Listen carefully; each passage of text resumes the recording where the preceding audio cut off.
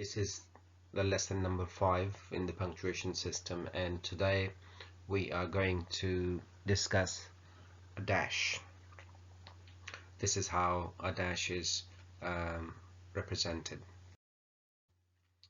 A dash, like commas, also separates a unit or a part of a sentence in a sentence. For example, the old man dash Bill Britt dash refused to make a statement.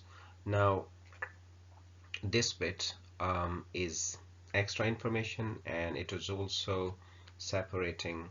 Let me make it a bit brighter. Yeah, now this part, which is Bill Britt, the name of the person, is not only extra information, but it is also separating this part of the sentence from the rest of the sentence.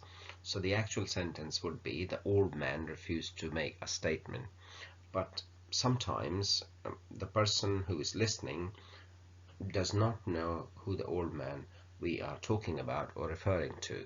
So it's a very good idea to introduce this person, and especially when you're writing for your exam, sometimes the ideas or the concepts are in your mind. You know what you are saying, but obviously the examiner cannot read your mind. So make sure that you make things very clear. So the old man Bill Britt refused to make a statement. So this is extra information. Now sometimes, I mean, here we use a pair of dashes. Okay, there are dashes on either side of Bill Britt, but sometimes we just only use one dash at the end or in the middle of a sentence, and then mostly it is at the end of a sentence before we put a full stop. So excuse me. I have not yet obtained a statement from the other woman, Jacqueline Laws. Now this other woman is basically Jacqueline Laws.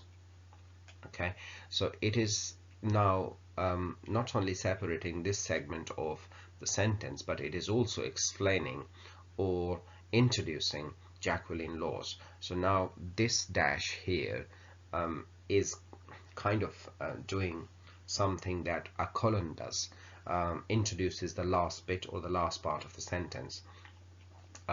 So these are two uses of a dash.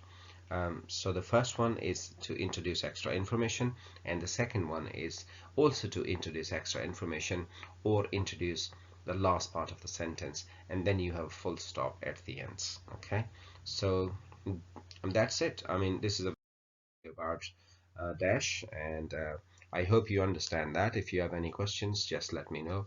Thank you very much, and I'll see you in the next video. Bye.